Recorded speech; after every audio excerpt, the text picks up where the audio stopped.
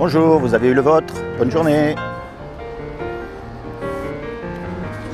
Tenez, celui-là, il est à vous. Bonne journée. Bonjour, bonjour. Tenez un petit peu plus de littérature. Vous allez bien? Fait pas trop chaud? Bonne journée. Bonjour monsieur, tenez, celui-là c'est le vôtre. On est bien là. C'est pour connaître votre avenir. On a tous un avenir. Vous croyez pas à votre avenir? Pourtant un jour ou l'autre vous allez mourir, comme moi. C'est sûr. Eh bien c'est ça notre avenir, c'est qu'on va mourir. Tout ce qui me fait peur c'est le temps. Le temps, c'est-à-dire? C'est bien. Le temps qui me reste à vivre. Ah, et pourquoi vous avez peur? C'est ce qui me fait peur, c'est tout. Après le reste je m'en bats les couilles. Et une fois que vous êtes mort, après qu'est-ce qui va se passer? Parce qu'en fait ça s'arrête pas la vie. Pardon? En fait la vie ne s'arrête pas. Notre corps il va mourir, mais notre âme... Ah mais ça c'est votre problème, moi j'ai le mien. Mais oui, non, mais c'est toujours intéressant de pouvoir justement partager. Ben, c'est comme un téléphone. Vous avez remarqué, le téléphone, vous avez le boîtier. Vous pouvez dire ce que vous voulez.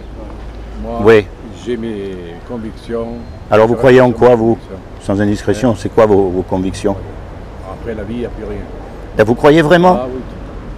Parce que comme je vous disais, c'est comme un téléphone. Vous avez le boîtier, qui on le voit, mais les ondes qui partent du téléphone, on ne les voit pas, pourtant elles existent.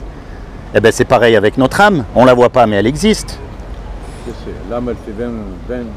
Ouh, ça je sais pas, hein. Ça c'est ce qu'ils ont dit, ça moi je sais pas du tout. Mais une chose est sûre, c'est qu'une fois qu'on est mort, on va être jugé par rapport aux 10 commandements. Et c'est ça qui va déterminer où on va aller. Je m'arrangerai avec lui là-haut. Ah, vous croyez en Dieu? Vous croyez en Dieu?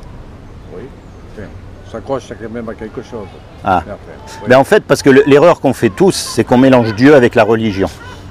Parce que qu'il y ait un Dieu, c'est évident. Il suffit de regarder la création pour comprendre qu'il y a un créateur. C'est logique. Imaginez, je vous dise, voyez cette montre-là, elle s'est faite toute seule. Vous allez me dire, je suis timbré. Maintenant, quand vous regardez la complexité de l'univers, de la nature, c'est forcément qu'il y a un créateur. Ça fait peur.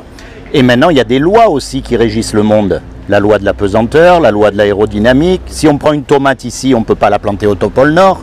Eh bien, il y a aussi une loi morale. Et c'est cette loi morale-là qui va déterminer où on va passer l'éternité. C'est aussi simple que ça. Mais c'est toujours bon de savoir, hein.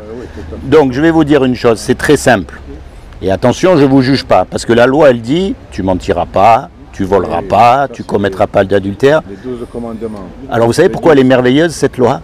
Parce que vous avez remarqué, les religieux, en général, ils se croient mieux que les autres. Mais quand vous leur posez la question, est-ce que vous avez déjà menti? Ils ne peuvent pas dire non. Est-ce que qui est-ce qui n'a pas menti? Qui est-ce qui n'a pas volé? Qui est-ce qui n'a pas regardé une femme pour la convoiter? Enfin, pour les hommes en tout cas. Il faudrait peut-être l'enlever des 10 commandements. Peut-être, mais en tout cas, ils y sont. Et donc, on va être jugé par cette loi-là. Et si on est jugé par cette loi-là, on est tous coupables, on est d'accord. Et si on est coupable, eh ben, on est obligé d'aller en enfer parce que Dieu est juste. Maintenant, je vais vous dire une chose. Vous avez des enfants? Ben, vous savez qu'il a fallu leur donner la fessée des fois. Pourtant, s'il fallait donner votre vie pour eux, vous n'hésiteriez pas une seconde? Eh bien, c'est ce que Dieu il a fait pour nous. Malgré qu'on soit coupable, il y a 2000 ans, il est descendu sur terre, il a pris la forme d'un homme, c'est le véritable Jésus, et il est mort à notre place sur la croix. Il a pris votre péché, mon péché sur lui, parce que lui n'a jamais péché par contre, c'est le seul. Et il a dit, quiconque croit que ce que j'ai fait, quiconque se l'approprie, il sera sauvé pour l'éternité. Vous voyez ce que je veux dire? Donc le truc, c'est pas d'aller dans une église ou à droite et à gauche, c'est quand vous êtes tout seul. Commencez à penser sérieusement à Dieu, à lui parler avec vos mots.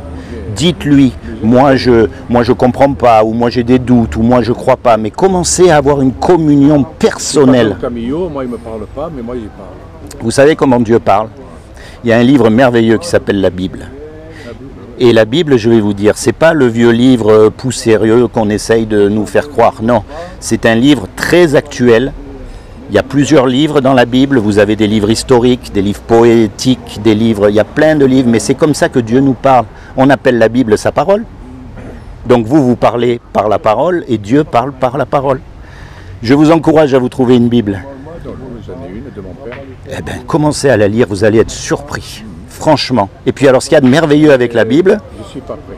Ah, vous savez, vous dites que vous n'êtes pas prêt. Mais on ne sait pas quand on part. Il y a d'autres choses, excusez-moi, dans la vie...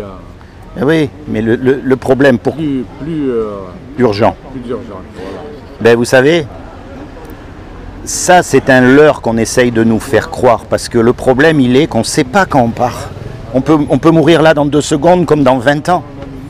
Ça, ce sera une belle mort. Et le plus important dans la vie, c'est justement la mort, parce que c'est ça qui va déterminer notre avenir. Donc, contrairement à ce qu'on croit, il n'y a pas plus important que ça. Pensez-y. N'oubliez pas, moi je ne suis pas pour racoler, mais c'est comme une alarme que je sonne, vous voyez. Je passe voir les gens et je leur dis attention, un jour ou l'autre on va mourir. Et vous savez, il y a des gens qui jouent au loto. Il y a une chance sur je ne sais plus combien de millions de gagner. Imaginez qu'il y ait une chance sur 10 millions que ce que je vous dis, ce soit la vérité. Ça vaut la peine d'y penser.